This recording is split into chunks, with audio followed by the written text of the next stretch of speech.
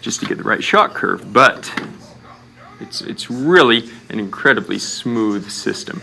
So let's go over the features here. It's 43 1/3 inches long. You can see it's got a fully shrouded barrel here. It's a pretty powerful PCP, so even with the fully shrouded barrel, it's fairly loud. It's probably, borderline backyard friendly and backyard unfriendly. You've got kind of a plastic, it is a plastic stock here. For the amount of features and performance you're getting with this gun, you can't expect, $1,000 stock. It sounds a little hollow, but it feels sturdy and it works just fine. You've got a side lever cocking action, which on a $400 PCP is unheard of. I think this is the most affordable side lever action available right now. Makes it really smooth, easy to cock. You've got your safety right here, kind of the form of a pellet, kind of a funny, quirky little detail. Your gauge on the side. Now, this handle may look a little funny to you. I mean, it doesn't look bad. It's a handle, but you'll appreciate it if you shoot offhand. You can see that it just sets right into place. You don't have to, you're not doing this kind of a thing. Makes it really nice. Basically a hamster here for you. The trigger is adjustable. It's really crisp and clean. It says it's adjustable for weight. I fiddled around with it a little bit, wasn't able to loosen it, lower the weight at all. But your mileage may vary there. One of the most exciting things about this, too, is you've got 2 power levels.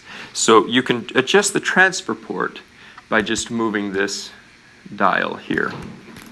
So this, in 22, your 14, 15 grain pellet's going to be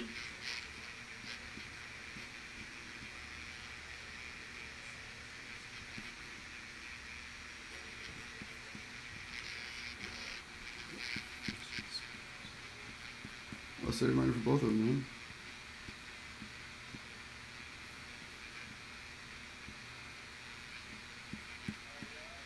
This is live right now.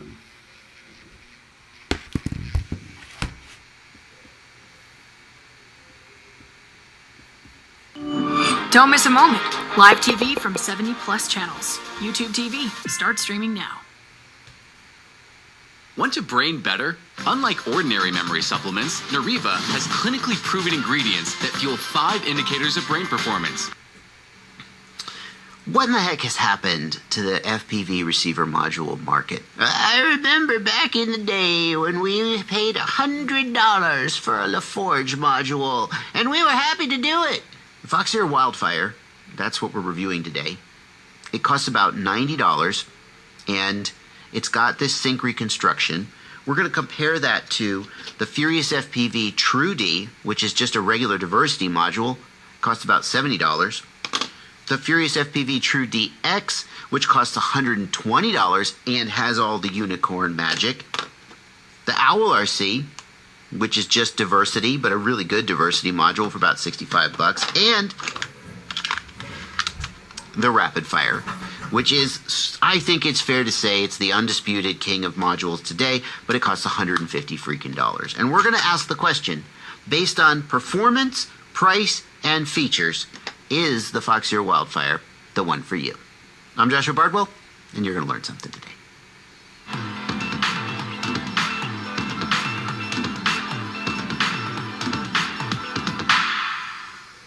I want to start this video by going through the menu of the Foxeer Wildfire, show you the user interface, show you the features, and just give you a sense of what it would be like to live with this module in your goggles on a day-to-day basis. Then, of course, we're going to go out to the old parking garage. We're going to do a range and performance test and really see how it stacks up. Then we'll come back and we'll give a conclusion. And we're going to be using this little guy. This is actually made for use with the DJI goggles. It bolts to the side of the DJI goggles, and it's made to let you have an analog adapter, an analog module on your DJI goggles without having to do any surgery on them. But it's super cool for use here just on the bench. You just plug your module in.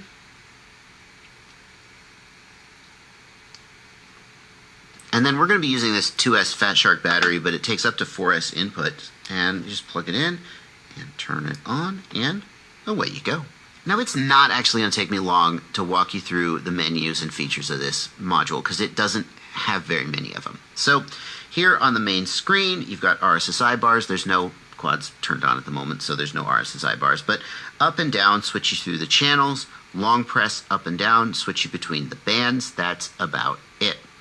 Hold to the right to favorite a given channel. Hold to the right again to undo the favoriting. And hold to the left to enter the menu. Here in the menu, we can select our channel selection mode. There's channel. There's favorites, where you could only select between the ones you had previously favorited. There's a finder mode, and the way these finder modes usually work is they look only at the bottom antenna on the module, which is assumed to have a directional antenna on it, and you basically do hotter, colder to find your quad if it's crashed and you can't find it, but you could kind of zone in on the RSSI. If you ever need to do that, little tip, if you can, set your quad to 25 milliwatts, because the weaker the output power of the VTX, the easier it'll be for you to sort of fine-tune where it's at when you're doing that little hotter, colder game. Band scan mode scans through an entire band, and right now we're scanning the R band. We can go up or down to scan the individual bands, and we would see RSSI on each of the channels. There's no transmitters going at the moment, so we're not seeing anything, but we can scan the bands, and 2 megabytes of we storage. can go through the individual channels, and if we had a channel we wanted to get onto, we just click there, we jump onto that channel. So that's a quick way to see what channels are active and jump to that channel. And then finally we come to the settings, and here in the settings we've got switching. This is the sort of diversity switching speed. It can be fast, slow, or off. You would typically use fast if you are in an indoor environment with lots of multipath. You would use slow if you're in an outdoor environment with not too much multipath, but you still want to switch like between your Omni and your patch antenna. And then you would turn it off if you only want to use a single antenna. For example, if you're doing a long range flight and you want to stay on like a big helical directional antenna and you don't want to ever switch off of it. The OSD menu option lets you determine whether you see the menu inside the goggles. You're probably going to want that on. It lets you just reach up and wiggle the joystick and select things without having to actually take your goggles off your head and turn them around and look at them. Show RSSI determines the position of the RSSI bars in the screen. So at the upper left, you'll have RSSI bars that show your signal strength, and you can sort of shuffle that around the screen or even turn it off. Failsafe switch is one of the more interesting features that the Wildfire brings to the table. So Wildfire, TrueDX, TBS Fusion, and of course Rapid Fire all do a thing called sync reconstruction. And when sync reconstruction is working right, it prevents that screen roll where the screen just kind of goes bloop, bloop, bloop, and you get super disoriented. But when it goes wrong, the screen can kind of just become offset and stay there. And a real quick screen roll could like mess you up, but the screen going, you're just guaranteed to crash. So the way the Wildfire deals with that is when RSSI gets low, and there's liable to be a lot of like corrupted sync pulses, then it just turns off the sync reconstruction and it goes back to standard diversity. This is something that Rapid Fire has really struggled with. And I think what's happening is that Rapid Fire is trying really hard to do a really good job with the sync reconstruction, and it is very sensitive to the sync pulses being inconsistent. And let's face it, guys, the cameras that we're working with they're cheap. And sometimes they're just not up to snuff. And that confuses Rapid Fire, and then it freaks out. Now, Rapid Fire does have a setting, the sync lock time. And if you're having this problem with Rapid Fire, I recommend you set the sync lock time to short. The default is way too long, and it's sort of disabling of sync lock and failing over to a better mode. It takes way too long to happen. If you set the sync lock to short, it pretty much, but not 100%, solves the issue. I think the question of Wildfire versus Rapid Fire versus the other ones is this. Because here's the thing. None of these other modules ever really have this problem the way that with Rapid Fire, it can happen even at close range and at high RSSI. The trade-off is, though, is Rapid Fire just that much better at holding on to the signal? So you're getting better performance, but also sometimes it screws up? Well, that's a question that you can answer for yourself when we go to the field test. Speaking of the field tests, this is how I do my field test. This is a Fat Shark HDO goggle. I use it only for these field tests. It has not been beat up or beat around. It is in pristine showroom condition. I've got this 3D printed adapter that someone made for me. Thank you so much for that. And it holds a GoPro on the screen so I can record the actual screen of the goggles. And I want to tell you about this because you may see other people doing tests where they have a DVR. The DVR does not accurately represent the performance of the modules. I've been through this so many times. The module, Foxeer actually says that this module interfaces with the analog circuitry in the goggles so that it helps the goggle actually has some signal reconstruction circuitry in it, and Foxeer says that the module actually sort of helps the goggle do its job better. And if you are not putting this module into an actual goggle, you are not actually seeing the full performance of this module. You see some people do it with external screens, and you wonder, well, is that screen doing the same thing that a goggle would? The fact is that the only way to truly see how these modules perform in an actual goggle is to put them in a goggle and record the screen. And why doesn't everybody do that? Well, it's a pain in the ass. It's a huge pain in the ass to get this set up. DVRs are so much simpler to use, but more importantly, it's freaking expensive. This is a $400 goggle. I paid $400 for it. Thank you, patrons. And this is a $200 GoPro. I paid $200. This is $600 of gear, and I've got two of them, and that's $1,200. Thank you, patrons, for making it possible for me to do this. That is money that I'm happy to spend because it means I can bring you the best possible results. As tempting as it would be for me to just use a DVR, run 6 of these at once, fly 1 pack, and come home and drink a beer and be done for the day. Instead, I want to go out. And by the way, that's why you're only going to see these 2 at a time instead of like 4 or 6 at a time, because I only have 2 of this set up and I can't afford more. But anyway, let's get to the results. I wished I could see the rapid fire just to know how the test was going. I guess that keeps the test honest, since I ain't watching. And yes, as Joshua from the past suggested, I am not watching these in real time in the field. I'm just recording them on the GoPro. I am looking in a completely different set of goggles.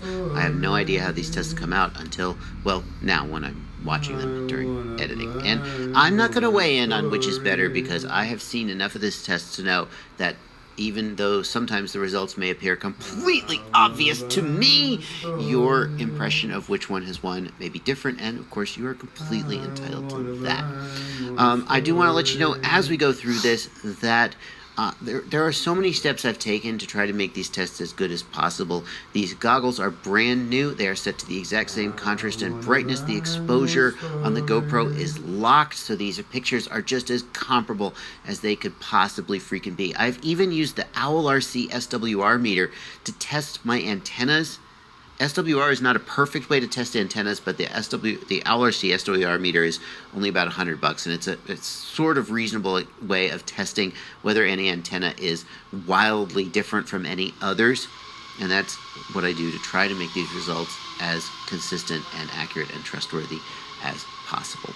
I'm of course doing this testing here in a parking garage because these big cement surfaces, cement is very absorptive of RF signals, yes, but the big flat surfaces are also very reflective, and especially when flying between 2 parallel surfaces like this, there's probably going to be more multipath. During this test, I'll just walk you through a little bit what I'm doing. Here, we're just flying straight down. There's very little obstruction or anything, so things stay clear. But as soon as I round the corner here, we go into an area where there is a massive amount of absorption of cement, concrete, whatever it is, between us. We are at 25 milliwatts here. We're at 25 milliwatts, and frankly, some of you guys are going to be shocked at how good this looks. At 25, can you imagine that we're flying in a car park with all this obstructions at 25 milliwatts? Yeah, I know, it's crazy. As we come back here, I make a left into this area. There is less absorption here. There are fewer walls, but I just want to give a chance to create some multipath bounces, but as it bounces off these walls and bounces around to where I'm at. So we'll fly basically the same path